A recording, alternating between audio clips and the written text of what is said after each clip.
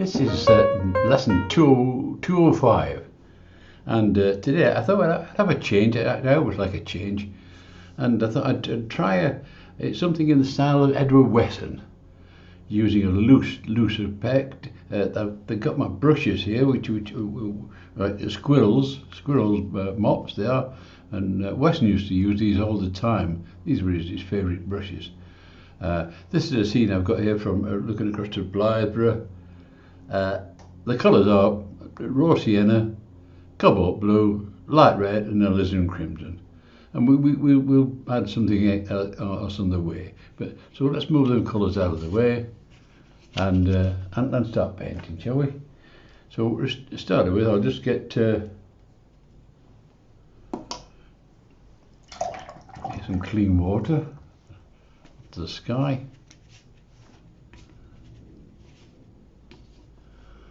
Moving my picture out of the way, pushing it. Touch of raw sienna into that.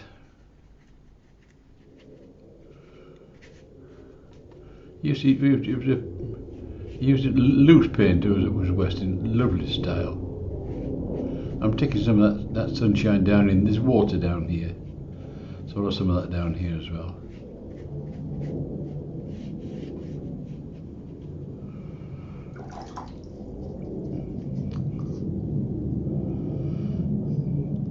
Touch of cobalt blue.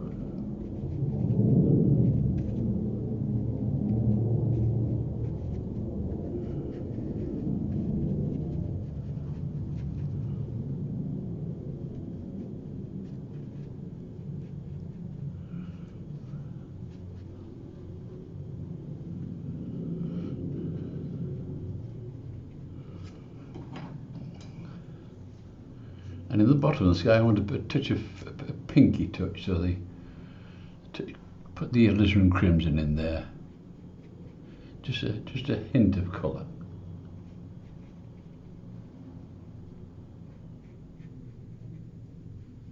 That'll go over that.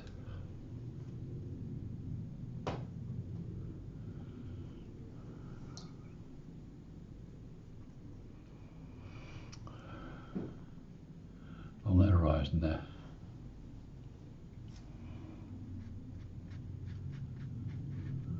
They do flop about, these brushes. You can see what it's like.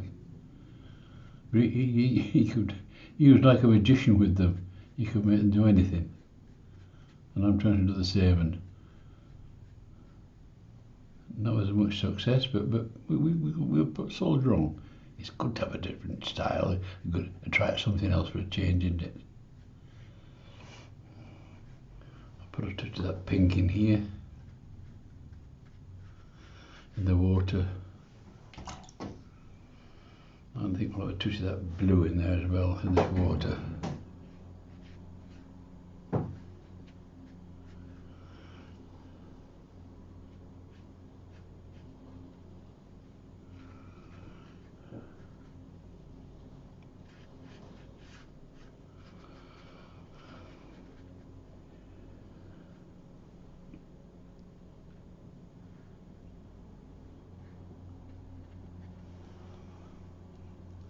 Now I've mixed some cobalt blue and light red together to get me a darker tone. I think we'll just have one or two dark bits in this sky, just to add a bit of interest to it.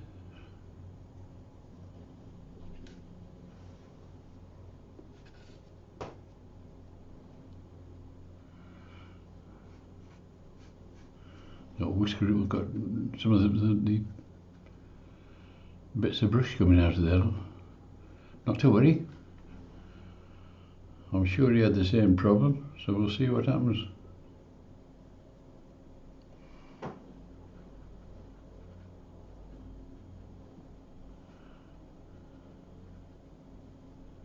What size is this? It says pure squirrel, but it doesn't tell me what size it is, so I can't tell you. Looks about 1/2 inch. But you can get a lovely feel with it. We'll put a touch of that touch more of that into the base of this landscape. We put some on the water, I think. Makes a little touch more of that colour. That's it, gives me a bit darker there.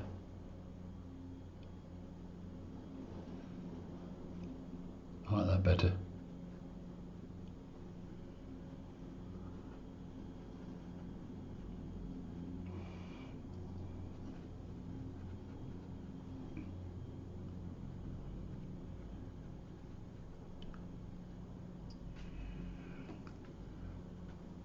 I love fiddling on sky. Well, I'm not fiddling, I'm twiddling. There's a difference. Whoops, drag my brush over that. I'll transfer some of this colour down into the water down here. Because what's up there is down in the water, isn't it? So I'll have some down the water here.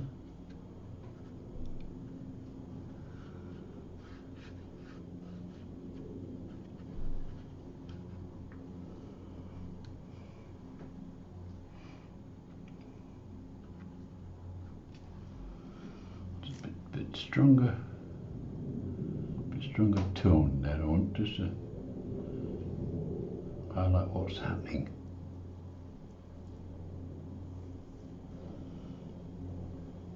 The light today, it's a bit of flat lighting. It's not a lot of shadow, so I don't want to sort of start putting detail in the sky which is not there.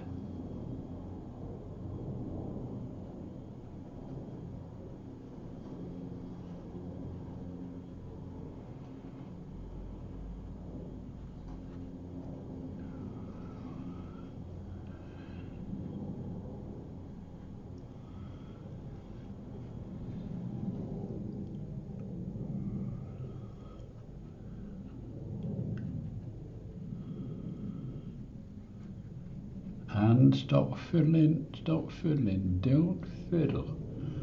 You get to a stage where you think, oh, I'll twiddle a bit on there, and it'll look better, but it won't. So stop doing it. So next job for that is to dry it. So we'll dry it off. I want to create some depth in it. The Blythburgh church is about there, but there's this interesting bits behind it. But no, it's not sort of. There's no detail. It's just showing you some. There's something beyond Blythburgh church.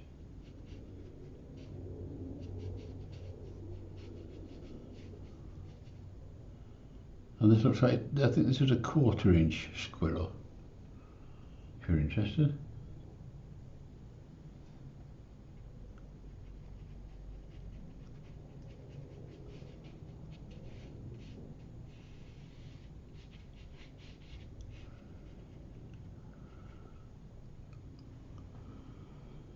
Not a lot of stuff needed for this. It's just a dip in your paints you've got on your palette, just to test them on a piece of paper before you commit yourself, and the rest will look after itself.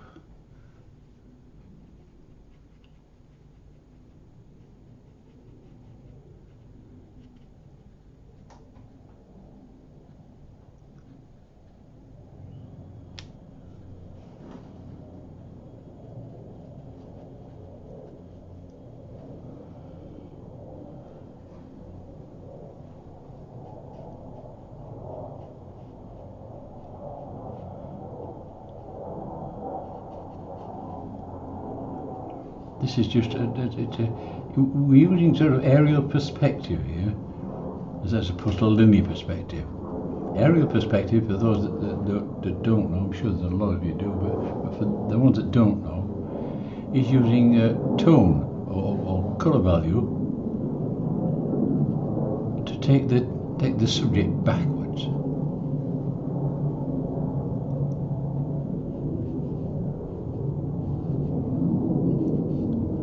I've purposely put those colours muted to bring the church a bit further forward, and even that, the church, is also a muted colour. So So I don't want to bring it jumping out at me. It's got to sort of be tonally in the painting. So let's just try and include it here, but slightly stronger in value than what we've already got.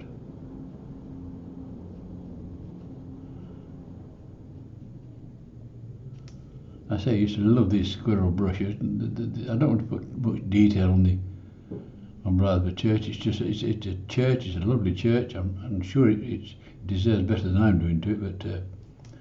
But this is in front of the stuff that I've just painted there. It's tonally stronger. So therefore, it'll come forward, won't it?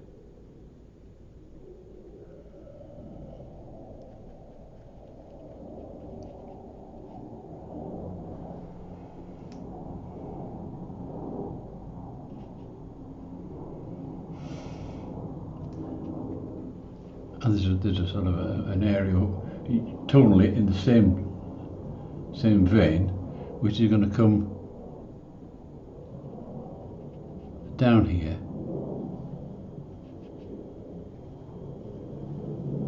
which is separate to the background there. I'm not doing a lot. I just want to do a little bit.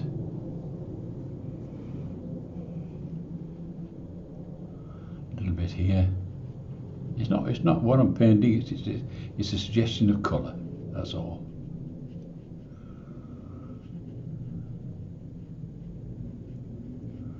It's just a flick of the brush. It's not. You're not trying to put people in or anything like that. It's just.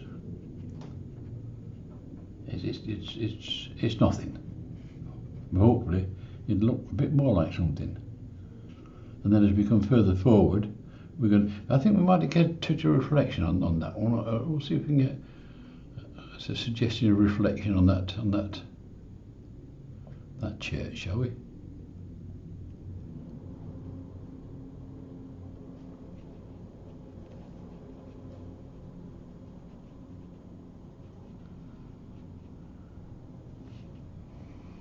And that down there, we'll take the tower down there.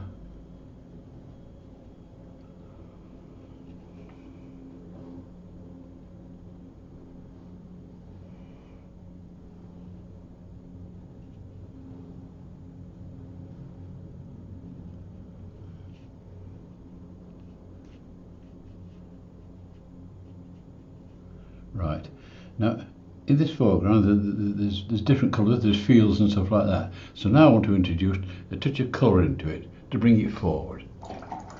So now I want our greens. So let's see what we'll do is I think we'll start with the background green of raw sienna and a touch of I'll try a cobble, see what happens. See what kind of green we get. It's a subdued green. That looks like a subdued green, I think. Yeah, that's it. No, I don't want it to jump out at me. I want it just to be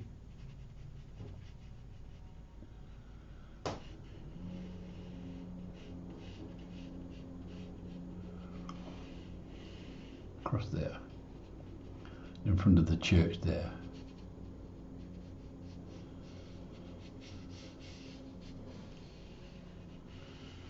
So that's a subdued green, and then as we come forward, I want the greens to get stronger, to say, well, this piece of land is nearer to me, and it's got to be stronger. So if you think in them terms, you'll not go far wrong. Let's choose a different green now, shall we? This time I want to choose some cadmium yellow.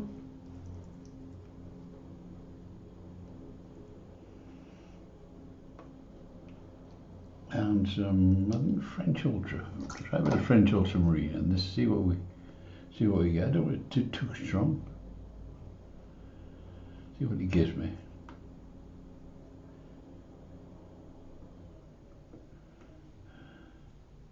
Yes, it's a bit stronger. That should come towards me. So we're going to get sort of this sort of effect here. this field. And then this comes down to the water's edge, of course. Skips out there a bit. Get a bit of sort of winter blue red shade in there. Make it a bit darker. And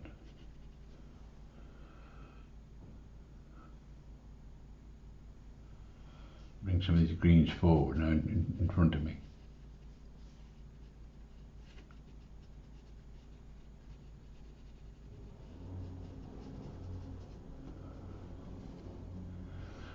Get a touch of greens on there.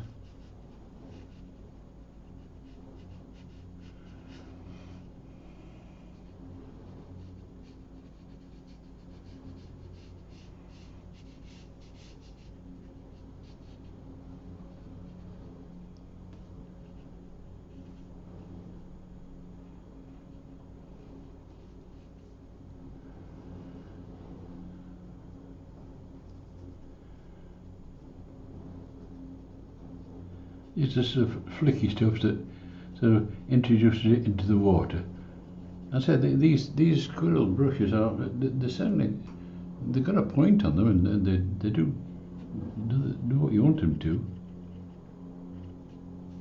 In fact, I'd dry that a bit there and get a stronger definition. Right, that's dry now. I just want to sort of define some little bit better grasses just here. You see. It was blending in before, and I was achieving nothing.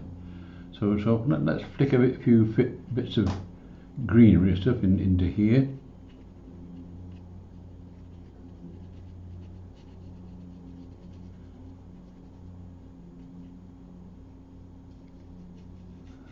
I want to have it a bit darker down in the base here. So strengthen the colour, put a bit more blue into it, and it'll take the colour down.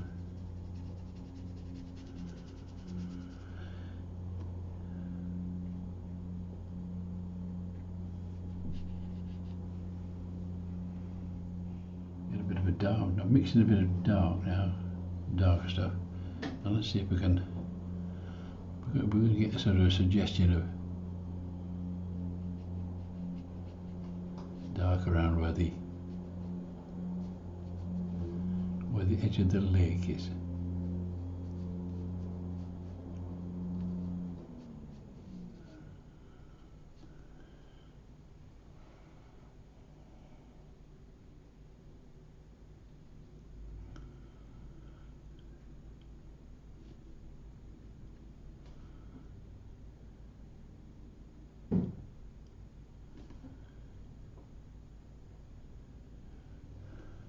Just defining it a little bit more.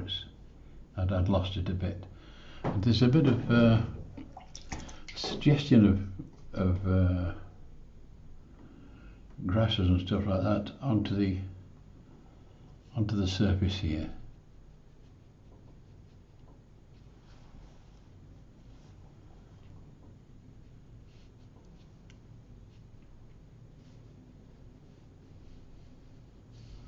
Not too much.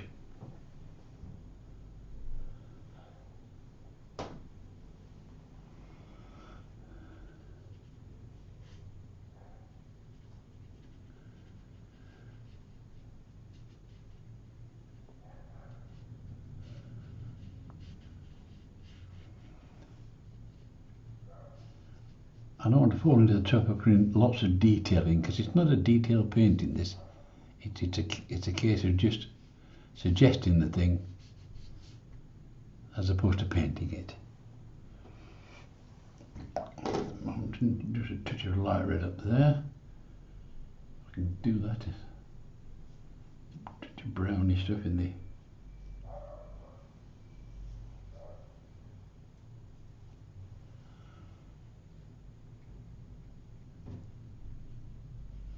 Into there.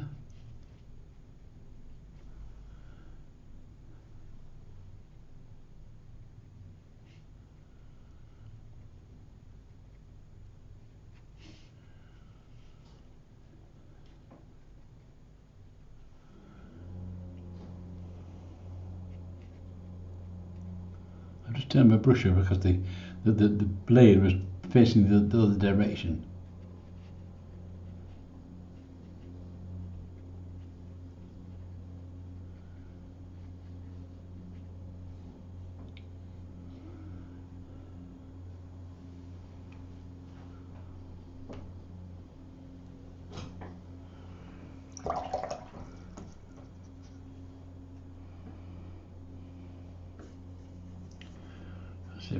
I don't want to put lots of detail in again, as I said. I just want to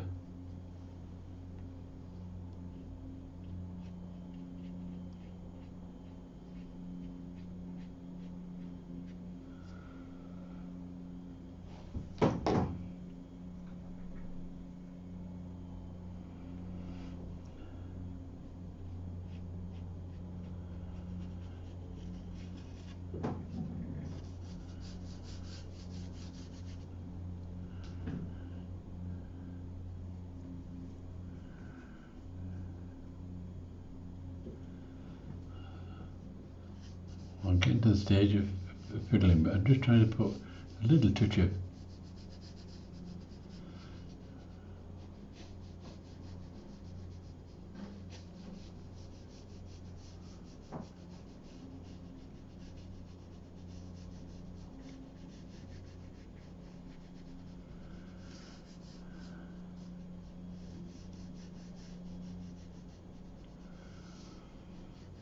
I'm going to overkill it the way I'm going. I can see that. So best thing to do at this stage, if you're not sure where you're going next, is to stop. And when you stop, put a mount on it and see if it looks any better. So that's what we'll do. We'll pop a mount on there. Whoops. It's gone pear-shaped a bit on the screen. And that's a touch of painting with a mop, a couple of mop brushes. That's this one and this one. And if I want to really do damage on a big piece of paper, I've got that one as well. So it's that's a number 12. That one. It's a beast. But I enjoy doing things like this and having a change in that. There's no detail in it at all, but I hope you enjoyed it. It makes a change, and today, folks, that's it for today. So until the next time, it's goodbye. So goodbye, folks.